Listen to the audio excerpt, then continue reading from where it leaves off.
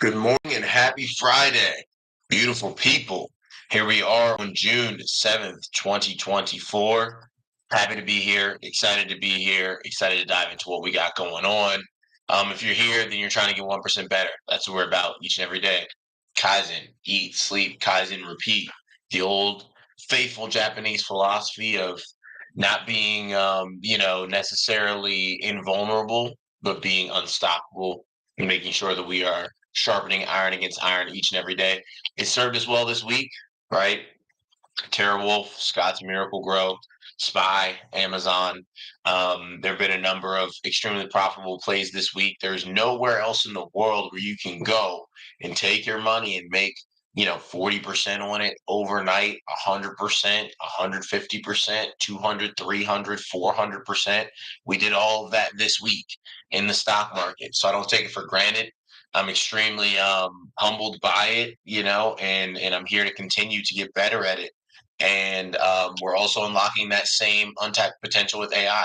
I'm always going to be that person where I'm willing to learn the things that other people don't feel like doing in order to unlock the cheat codes of life. That's my MO.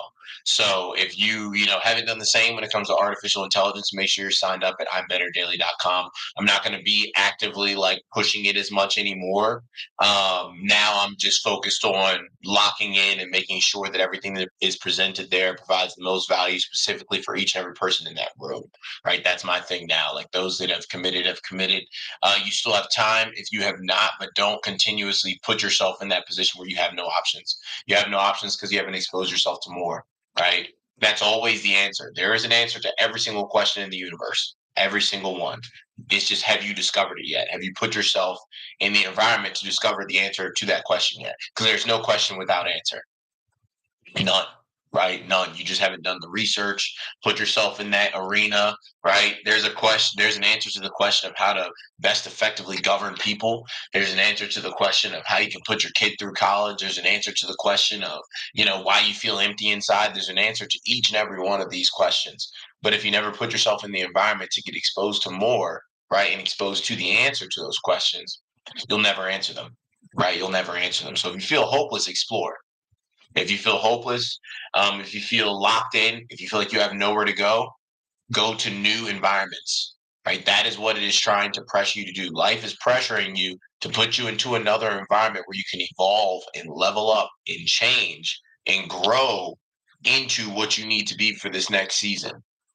So don't resist it, right? Don't resist it and say, man, I got no options. I feel so trapped. And you continuously do the same thing, right? Yeah, you're trapped by yourself. You're trapped by your limiting beliefs, right? So this Friday, as you're feeling hyped to go into the weekend, make sure you take some time to get a little bit better, to look into things that could really, really shift the paradigm where your life is concerned, and open up doors for you where you thought they were closed forever. Let's do it. So make sure you throw your ones in the chat, signifying your intention to get 1% better by the end of this session. Let's dive in to what we've got going on here today. Again, if you're not, make sure you're enrolled at www.I'mBetterDaily.com. We got the Kaizen Challenge in 12 days. Let's do it. Top news, the fine print. The Fed still wants more hard data to decide on monetary policy, and it will get more of that today. The non-farm payrolls report for May will be published at 8:30 a.m. Eastern Standard Time, following data this week that showed job openings softening in April and the ADP's take on private employment signaling a slower growth scenario. Elsewhere, Challenger's job cuts report revealed that year-to-date announced job cuts are at the highest level since May 2009, and that hiring may have been weakened. So by the numbers, economists on average expect the U.S. economy to have added 182,000 jobs in May, up from the Bureau of Labor Statistics' initial estimate of 175,000 jobs added in April. Watch for any revisions in the April number, and with inflation being the Federal Reserve's main focus, data on average hourly earnings will also be important. Meanwhile, the unemployment rate is expected to stay unchanged at 3.9%, which remains near record lows. The U.S. labor market is strong and remains resilient, but is easing, said Nick Bunker, director of North American Economic Research at Indeed. Quote, demand for workers continues to moderate even if it's still elevated, he told Seeking Alpha in an interview. Quote, so it's a labor market that's still quite strong, but increasingly has come into better balance between demand for workers and the supply of workers. Seeking out a commentary, weighing in on the situation, analyst Logan Kane sees the labor market weakening significantly. Quote, while unemployment claims show little cause for concern, job openings are rapidly falling, indicating a continued substantial slowdown in hiring, he declared. Other softening signs include the type of hiring over the past year, which has largely been restricted to specific sectors of the economy, like leisure and hospitality, healthcare, and the public sector. So that data out at 8:30 a.m. It's looking like, at least initially, the market not liking it, but where are we finding support? Exactly at that 531.52 area that we pointed out last night during the Q&A session. Technical analysis, a beautiful thing. Once you speak the language of the charts, it's tough to stop you, right? Very, very tough to stop you. So, I haven't peeked at the data. I don't know exactly what the data was, but let's say it was stronger than, what was forecasted or what was expected. That could cause the market to drop, right? Because at this point, the Fed is looking and they're like, oh, the labor market isn't really that stressed. The economy could, kind of take interest rates that are higher for longer. So that might be, what happened here, but we definitely got a big red as soon as as soon as that data was dropped. And we're moving from there. Let me see. The U.S. labor market sharply outperformed expectations Friday as monthly employment growth and wage increases in May topped forecasts. So we had employment growth and wage increases topping forecasts, which is causing the market to drop here. Average hourly earnings rose by 4.1% year over year. Up from 3.9% in April and below the expected 3.9% increase. I feel like that's above, right? Hourly earnings increased by 0.4% month over month, accelerating from the 0.2% in the previous month. So yeah, everything was stronger. It looks like literally everything was stronger. The hotter than anticipated jobs report points to tightening labor market conditions in the U.S., shaking investor optimism about potential interest rate cuts later this year. In response, Treasury yields rose across the board immediately following the report Friday, reflecting fears of higher for longer interest rates. So yeah, the exact kind of thought process is what I just laid out here. Is that jobs data coming in hotter than expected, better than expected, and that's bad for hopes of getting cuts sooner rather than later. I still think we do get cuts sooner rather than later. It's an election year. Don't forget, everybody's trying everything they can to get reelected or just elected. So there will be a lot of pressure. And plus, now we're getting that mounting global pressure of other central banks that are starting to cut. There are cracks in the shell. There are cracks in the shell. Now, central banking news divergence. The European Central Bank cut its policy rates by 25 basis points as expected on Thursday, its first cut in almost 5 years amid signs of weakening price pressures. It's the third major central bank to embark on a new easing cycle following the Swiss National Bank's move in March and the Bank of Canada's cut on Wednesday. Will the Federal Reserve fall behind the curve? Some U.S. lawmakers are speaking out, like Senator Elizabeth Warren, who urged the central bank to follow in the ECB's footsteps. Jerome Powell needs to get with the program, she wrote on X. Now, on the move, buckle up.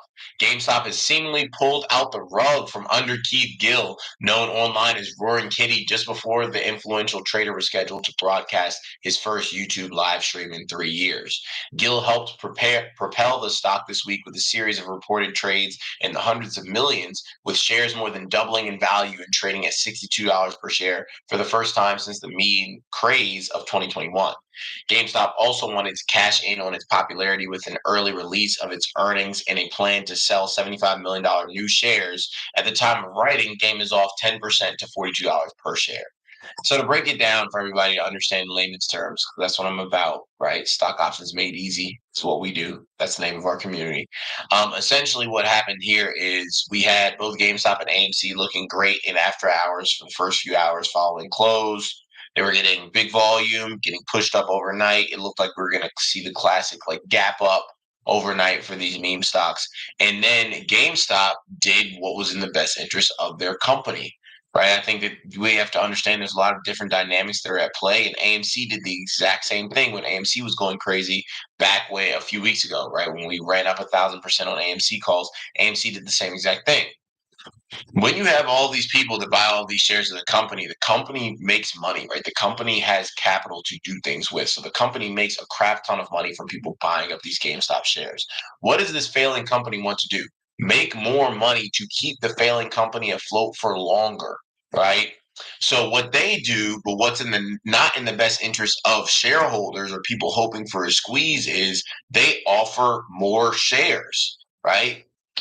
A lot of people were like, "Oh, based off of the outstanding shares that they have available for sale for GameStop, if Roaring Kitty were to exercise his call options, they wouldn't be able to fulfill those obligations. They'd have to buy back the stock. It would cause a short squeeze, and we'd go to the moon." Well, GameStop is like, actually, we can just sell more shares, diluting the shares that you already have, and raise more money and just focus on you guys who are so determined to drive our stock higher to continue to buy the stock and drive our stock higher. So when you look at it from that standpoint, I mean, it makes sense. If I was a company, I'd do the exact same thing. It's like, you're giving me all this money. It's caught up in all of this BS, right? I don't know who this guy, Roaring Kitty, right? That GameStop is independent of Roaring Kitty. And they are a business that is on life support, and they've been on life support. So every time you give them a little injection, what do they want? A little bit more. They're fiending for it. So they're like, yeah, please give us all this cash. And then I think what they're going to look to do is buy a company that isn't failing. If I were them, I'd look to maybe purchase some sort of AI company and do that, right? Something that is, kind of on the come up.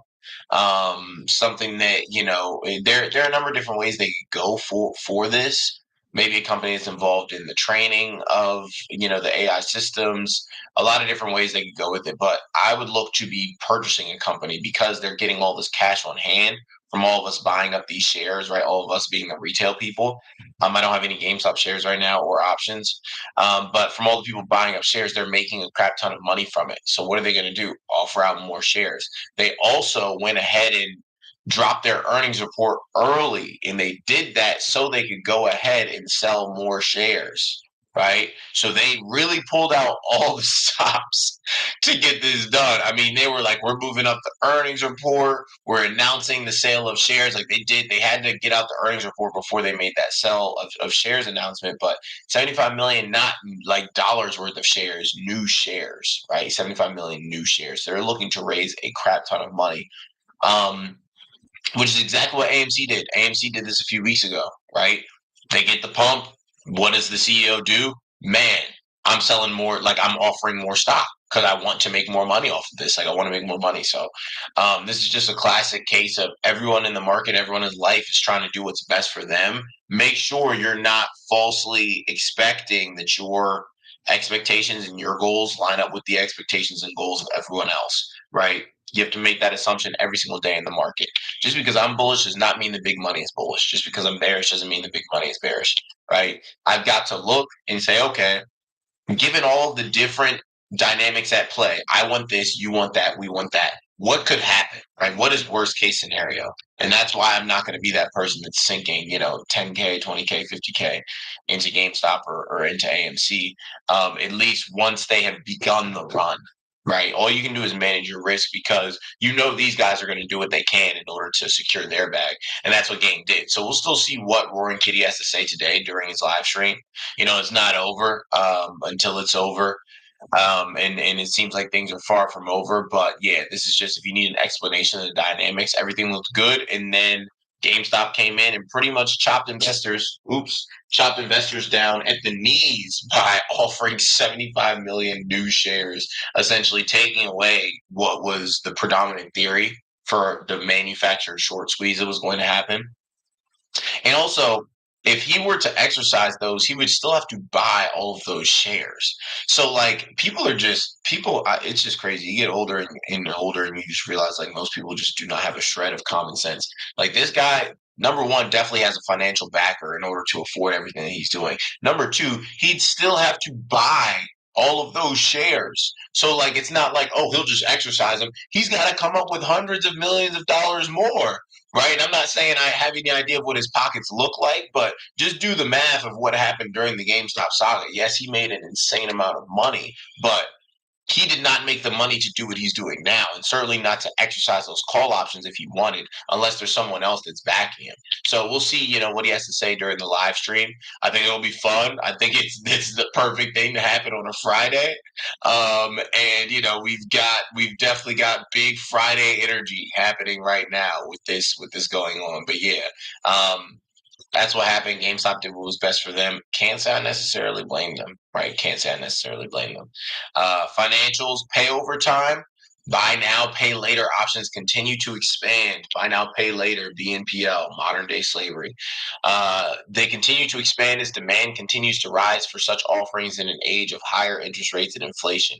Affirm Holdings has just launched Pay in 2 and Pay in 30 in a bid to draw more customers who get paid semi-monthly or monthly. Quote, adding options allows us to better meet customers' individual preferences, enabling them to pay for purchases, large or small, that work best for their budgets, said Vishal Kapoor, head of product at Affirm. Quote, I like BNPL, just not this stock, right? Seeking Alpha Investing Group leader Michael Wiggins de Oliveira in a recent article in the industry. Affirm and a number of other bank stocks are actually kind of looking like they might be worth a second look at this point. I'll dive into those a little bit deeper, in the actual analysis that I give in the group. But, Affirm was looking like it could have a solid look here. They've got, I believe, another big falling wedge. Let me check that out. Yeah. Affirm looking like it's in a solid spot. Potential hammer here on the weekly, right? Hammer, nice bullish reversal candle, weekly bull flag. It's been building for a while, really weekly slash monthly. It's definitely large enough to be a monthly bull flag, but looking like we form out a monthly hammer here. If we start to push, could form out a weekly hammer as well. And that's after we got a monthly week reversal candle on the last candle. So a firm could be looking to make something happen, but we'll have to wait and see. Today's markets in Asia, Japan down 0.1%, Hong Kong down 0.6%, China up 0.1%, India up 2.2%, London down 0.6%, Paris down 1%, Frankfurt down 0.9%. The Dow flat, S&P flat, Nasdaq up 0.1%, crude up 0.5%, gold down 1.6%, and then Bitcoin up 0.4% to 71,348. Today's economic calendar, we got our non-farm payroll data and all the employment data already. What else is happening? NVIDIA is set to complete 10-for-1 stock split after market close. Robinhood ramping up global expansion with Bitstamp buy. Robinhood, one of those things where we're just chugging on up. We got the breakout last week. We're continuing to, chug our way up to hit these upper price targets. Meta to deploy free AI chatbots for businesses on WhatsApp. New York power grid faces shortfalls as new clean energy supply lags. Auto drama, European decision for Chinese EV tariffs coming soon. TSMC, ticker TSM, may be included in antitrust probe of top AI players. Vail Resorts, ticker MTN, hits multi-year low as poor climate drags results. SpaceX, ticker Space, reaches goals with Starship's reentry and splashdown. And then earnings, DocuSign slips despite results topping expectations. ARK, well positioned for AI despite selling NVIDIA shares. Kathy Wood. Kathy Wood, man, no one wants to listen to what you have to say. I don't think she's made a successful trade in the past 10 years. So we'll wrap it up there. Guys. Looking forward to this Roaring Kitty live stream, seeing what the next step is in this funny GameStop saga. If you don't know what's going on, you don't know who he is, check out some of the movies that they've made. I think Netflix made one. Just search on Google, like Netflix GameStop movie. I think Hulu made one too. So you can search for that as well, but that'll kind of like get you up to speed if you have no idea why we're talking about, someone who's named after a feline or how he has hundreds of millions of dollars to throw in a failing company. But yeah, words like that leaving my mouth is just another thing that is inherent to 2024. Things you never thought you'd be talking about seriously to other adults, you happen to be talking about very seriously. So it's a crazy world, but all we're making sure is that we're staying, ahead of the curve, staying on the crest of that wave and getting 1% better daily. So if you're not, I'mBetterDaily.com. Head there. Make sure you got your spot locked down. We're going to be getting it in 2 weeks. And let's finish this week strong, right? Have a great Friday. Everybody have an amazing weekend. I'll see you back here on Monday for our next pre-market prep session. Have a good one.